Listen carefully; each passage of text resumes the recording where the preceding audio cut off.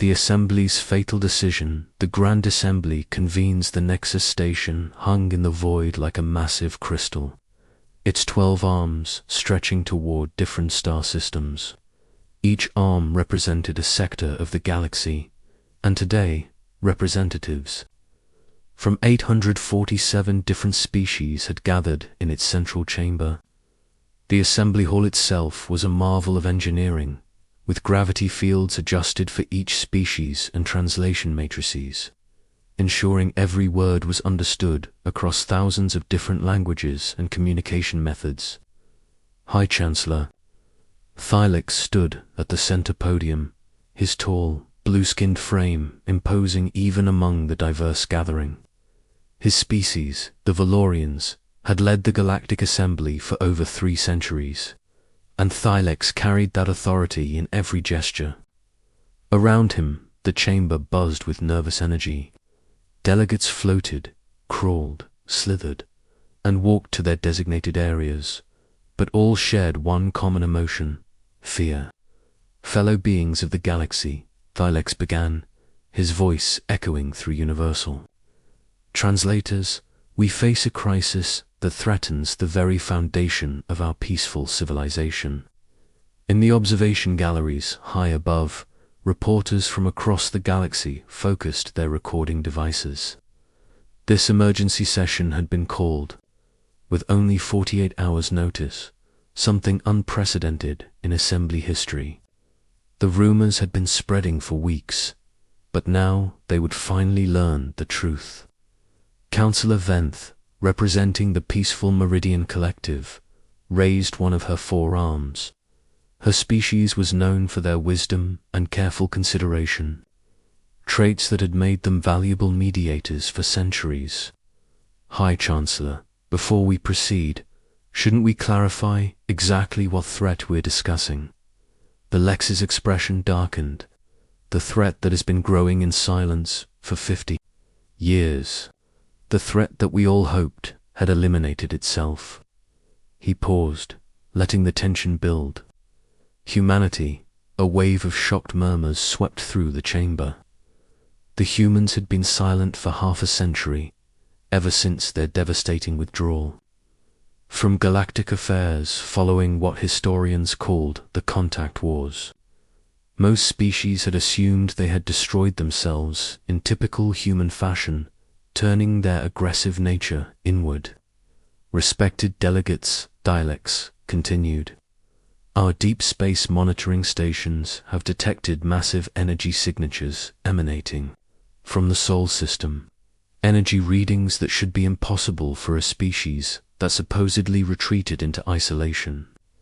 He gestured, and a holographic display materialized above the chamber, showing fluctuating energy patterns around Earth's solar system. Ambassador Crix from the Tectonic Empire, his rock-like features betraying unusual concern, spoke up. These could be natural phenomena, solar flares, asteroid mining, anything. Could be, Thylix agreed, but combined with other evidence, the pattern becomes clear. The hologram shifted, showing surveillance footage from the outer rim. Our traders have reported ships matching human design specifications in sectors they should have no access to. Ships that appear and disappear without trace. The dark reputation of humanity. The chamber fell silent as delegates remembered humanity's introduction to galactic civilization 60 years ago. They had been a young species, barely having achieved faster-than-light travel, when they encountered the Galactic Assembly. What followed was a series of conflicts that had shaken the galaxy. Humans didn't fight like other species. When the Draconian hegemony attacked human colonies, expecting quick surrender, they instead found themselves facing opponents who treated impossible odds as merely challenging puzzles to solve. When the Crystalline Confederacy imposed trade blockades, humans found ways to survive and thrive in isolation that defied all economic models. Most disturbing of all was their refusal to accept defeat. Other species would negotiate, compromise or surrender when faced with overwhelming force. Humans would adapt, innovate, and come back stronger. They turned every setback into a lesson, every defeat into motivation. Elder Zix, whose species had been among the first to encounter humans, rose slowly. His ancient voice carried the weight of painful memory. I was there during the Titan incident. I watched 3 human ships hold off an entire fleet for 6 days. They had no right to survive, no logical path to victory, yet they did both. And then they simply stopped, added Councillor Venth. One day they were active across 12 sectors. The next, they recalled every ship, every citizen, every ambassador. Complete withdrawal. Thylex nodded grimly. Exactly. And in 50 years, not one human ship has been seen in assembly space. Not one communication received. Not one trade request submitted. They vanished so completely that many assumed they had destroyed themselves. The holographic display changed again, showing Earth's solar system as it appeared now. Where once there had been normal planetary activity, the entire system was obscured by what appeared to be massive construction projects. Artificial structures orbited every planet, and the asteroid belt showed signs of extensive mining and manufacturing. This is what they were doing during their silence, Thylex declared. Building, preparing, growing stronger while we assumed they were gone. The debate intensifies. Councillor Venth stood again, her measured voice cutting through the growing anxiety. Hi, Chancellor, with respect, you're asking us to make decisions based on fear and assumption. Yes, the humans were formidable opponents, but they withdrew voluntarily. They could have continued fighting, but they chose peace. Did they? Thylex challenged. Or did they choose to prepare for a larger war? The chamber erupted in competing voices. Some species remembered human honor and cooperation during the few peaceful periods of contact. Others recalled their unpredictability and dangerous innovations. The debate raged for hours, with delegates sharing stories, fears, and theories about human intentions. Ambassador Nerex from the Silicon Syndicate, her crystal body refracting the chamber's lights, added her perspective. My species has monitored Sol system emissions for decades. The energy signatures we're seeing aren't weapons. They're consistent with massive industrial and scientific development, which could easily be weapons development, countered General Morvac of the Military Alliance. Humans don't distinguish between civilian and military technology the way we do. Everything they create has potential combat applications. The debate continued through the day cycle, with neither side able to convince the other. Fear warred with reason, suspicion battled with hope. But gradually, as speaker after speaker shared their concerns about human unpredictability, the mood in the chamber shifted toward caution. The Lex watched the change carefully. He had been building toward this moment for months, carefully nurturing the fears that had never quite disappeared. Fellow delegates, he said finally, we face a choice that will define our civilization's future. Do we wait and hope that human intentions are peaceful? Or do we act now, while we still have the advantage of numbers and preparation? The fatal vote. As the debate wound down, the atmosphere in the chamber grew heavy with impending decision. Thylex called for order, his voice carrying new authority. The time for discussion has passed. We must vote on the proposal before us. Resolution 847 Alpha, authorizing preventive action against potential human aggression. The voting mechanism was ancient but effective. Each delegate would cast their vote through quantum-encrypted channels, ensuring privacy while maintaining accountability. The tally would be immediate and final. Councillor Venth made one final plea. Honored colleagues, I urge you to consider what we're truly voting for. We're choosing to attack a species that hasn't shown aggression toward us in 50 years, based on fears and assumptions rather than facts. But fear had taken hold. As the votes registered, the pattern became clear. Species after species chose what they saw as protection over what might be justice. The smaller civilizations, those who had never directly dealt with humans, voted based on the stories they'd heard. The larger powers voted to maintain their position in a galaxy where humans might once again be players. The final tally appeared in holographic display above the chamber. 623 votes for the resolution, 187 against, with 37 abstentions. Thylex stood tall, his expression mixing satisfaction with solemnity. The resolution passes. The Galactic Assembly authorizes immediate action to neutralize the human threat before it can manifest. Earth's silent watchers, what the Assembly didn't know was that every word, every vote, every private conversation had been monitored. Hidden in the asteroid field surrounding Nexus Station, sensors so advanced they defied detection had recorded everything. The technology was human, but improved far beyond what the galaxy remembered. On Lunar Base, hidden beneath the moon's surface, Admiral Sarah Chen watched the vote tally appear on her screens. She was a small woman with silver hair and eyes that had seen too much of both war and peace.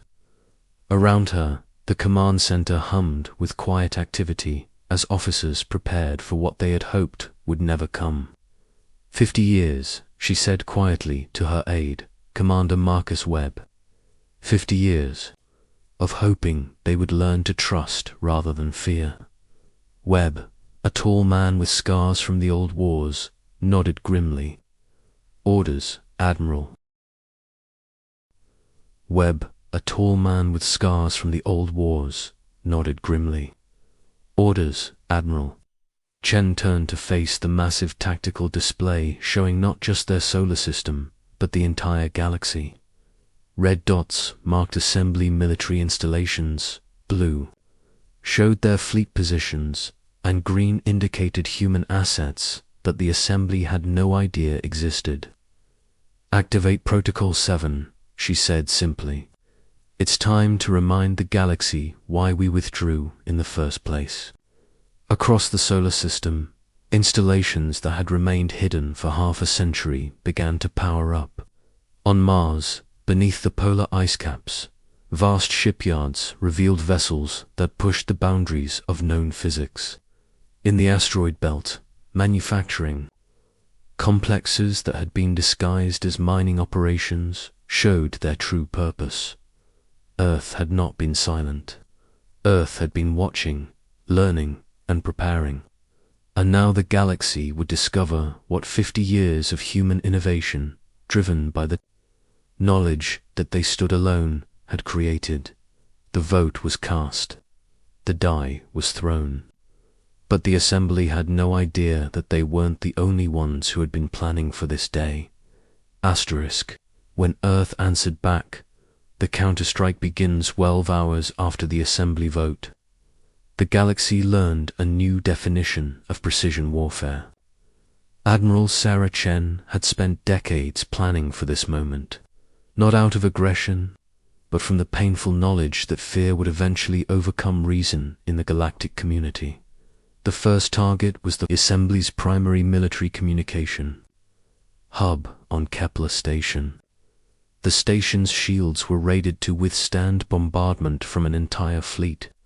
Its defensive platforms could track and destroy hundreds of incoming missiles simultaneously, and its location in deep space made surprise attacks theoretically impossible. At 347 Universal Standard Time, Kepler Station simply ceased to exist.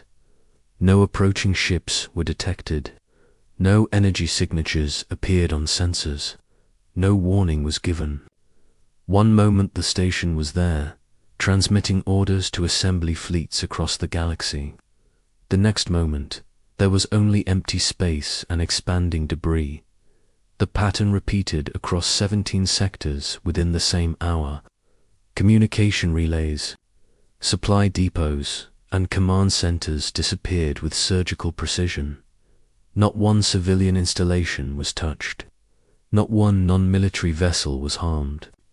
But the assembly's ability to coordinate their vast fleets was severed in 17 different places simultaneously. Admiral Orcs, commanding the assembly's third fleet from his flagship Dominion, stared at his tactical displays in disbelief. Half his communication links had gone dark, and the other half were reporting impossible attacks on installations that should have been untouchable.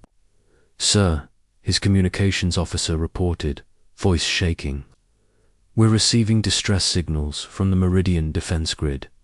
They say they're under attack, but our sensors show nothing in their sector."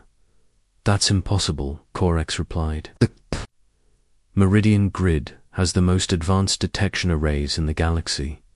Nothing could approach without being seen."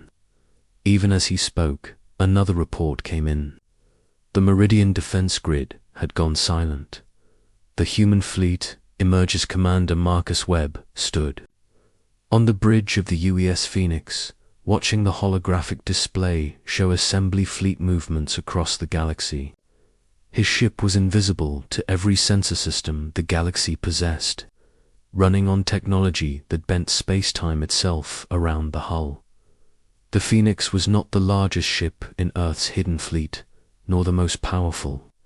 It was, however, perfectly representative of human thinking applied to interstellar warfare, where other species built massive dreadnoughts designed to overpower their enemies.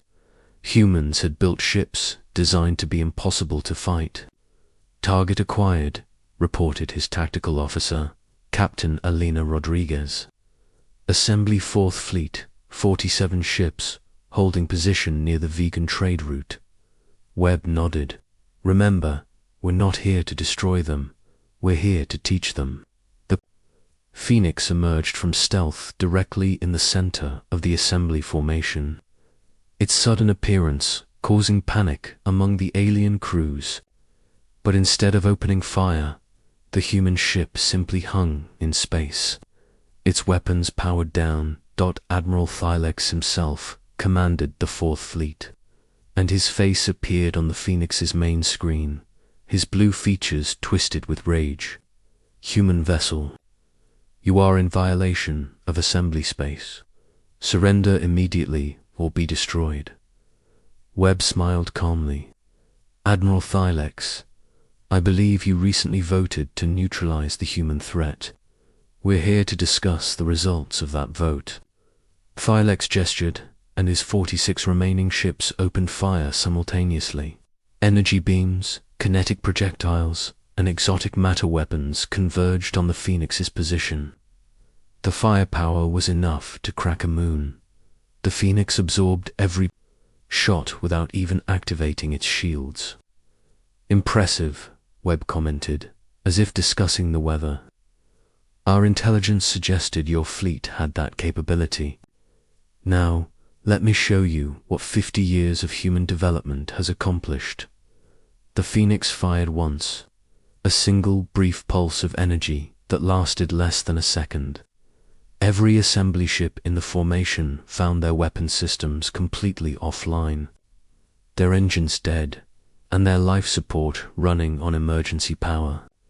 "Don't worry," Webb continued conversationally. "Your life support will return to full power in about 10 minutes. Your weapons and engines will remain offline until we choose to restore them. This is what we call a demonstration." Delac stared. In shock. "This is impossible. No single ship could disable an entire fleet without destroying it." "You're thinking like a species that views warfare as destruction," Webb replied. "Humans prefer precision. We could have destroyed your entire fleet in the time it took you to fire your first salvo. Instead, we chose to disable it.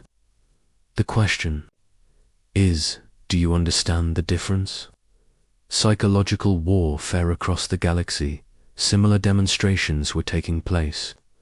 Assembly fleets found themselves effortlessly disabled by ships that appeared from nowhere and disappeared just as quickly. But the real impact wasn't the military defeats. It was the messages that began appearing on personal communicators throughout the assembly. High Chancellor Thylex returned to his quarters aboard his flagship to find a holographic message waiting. For him, the figure that appeared was a human woman with kind eyes and silver hair, wearing a simple uniform. Chancellor Thylex, the figure began, "My name is Admiral Sarah Chen, Commander of Earth's Defense Forces. I believe we need to talk." Thylex reached for his emergency communicator, but the hologram continued as if reading his thoughts. "Before you call for help, you should know that this message is being delivered to 847 different assembly leaders simultaneously. Each message is personalized because we've been watching and learning about each of you for 50 years. The hologram gestured, and the image changed to show detailed files on Thylex himself, his military record, his family, his personal preferences, even his secret doubts about the vote he had pushed through. "We know you have a daughter on Valoria Prime who teaches xenobiology," the hologram continued. "We know she argued against the vote because she believes different species can coexist peacefully. We know you voted for war not because you believed it was right, but because you feared losing your position if you appeared weak." Thylex sank into his chair, the implications hitting him like physical blows. If humans knew this much about him, what did they know about everyone else? "We're not here to threaten your family, Chancellor. We're not here to conquer or rule. We're here to correct a misunderstanding that could have destroyed both our civilizations." Similar messages were being delivered throughout the assembly.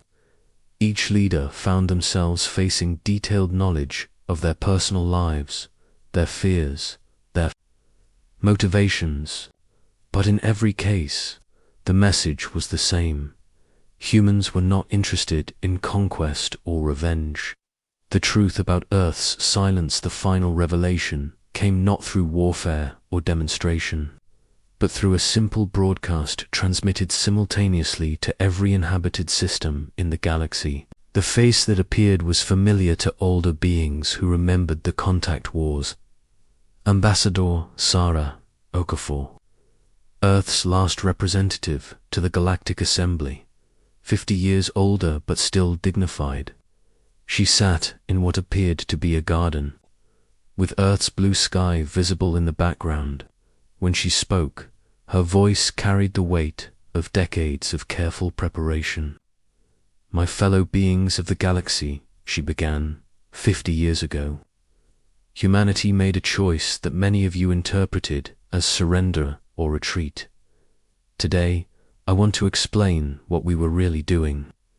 The image shifted to show Earth as it had been during the contact wars, scarred by conflict, but still beautiful. We realized that our species was feared not because we were aggressive, but because we were unpredictable.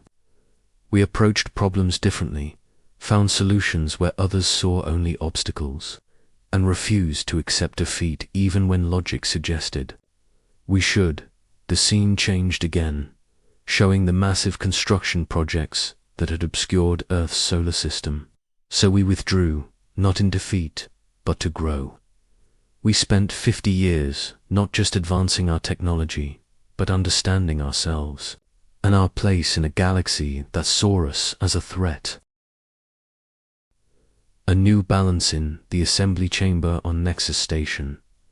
An emergency session was in progress. The same delegates who had voted for war 3 days earlier now faced a reality none of them had anticipated. The humans hadn't just survived their isolation, they had transcended it. Councillor Venth, one of the few who had voted against the resolution, stood to address the chamber. Fellow delegates, we face a choice that will define not just our relationship with humanity, but our understanding of what it means to be civilized. High Chancellor Thylax, his authority diminished by the revelations about his personal motivations, looked older and more tired than his years. What choice do we have? They've demonstrated they can disable our fleets at will. The same choice we had 3 days ago, Venth replied. We can choose fear, or we can choose understanding. On the main display, a new message appeared. Commander Marcus Webb, still aboard the Phoenix, addressed the assembly directly. Honored delegates, we want to propose a new relationship between humanity and the Galactic Assembly. The chamber fell silent, waiting. We withdraw our application for membership in the Assembly, Webb continued. We have no interest in participating in a system that makes decisions based on fear rather than wisdom. However, we propose something different, a partnership. The holographic display showed a new kind of relationship, with Earth as an independent ally rather than a member state. Trade agreements, cultural exchanges, and mutual defense pacts that respected both human independence and assembly sovereignty. We will share our technological advances in medicine, agriculture, and space exploration, Webb explained. In return, we ask only for the same respect you show to each other, the right to exist without fear of preemptive strikes. Admiral Sarah Chen appeared alongside Webb, her presence adding weight to the proposal. 50 years ago, we withdrew because we recognized that our integration into galactic society was causing fear and instability. We've used those 50 years to become worthy of partnership rather than membership. The vote that followed was different from the one 3 days earlier. Instead of fear driving the decision, delegates found themselves considering possibility. The humans had demonstrated not just their capability, but their restraint. They had shown they could destroy the Assembly's military power, but chose instead to disable it temporarily.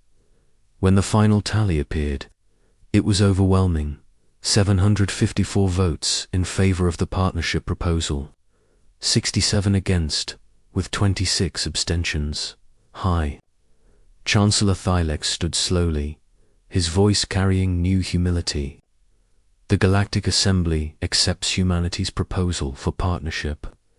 May this mark the beginning of a new era of understanding between our civilizations.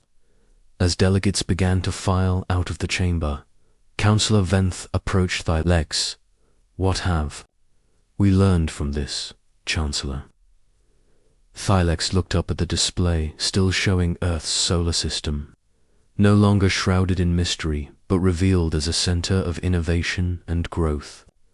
We've learned that strength without wisdom is tyranny, but wisdom without strength is vulnerability.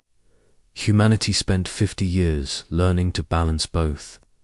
He paused, watching as human ships began to appear throughout the galaxy, no longer hiding, but not threatening either. Perhaps it's time we learn the same lesson.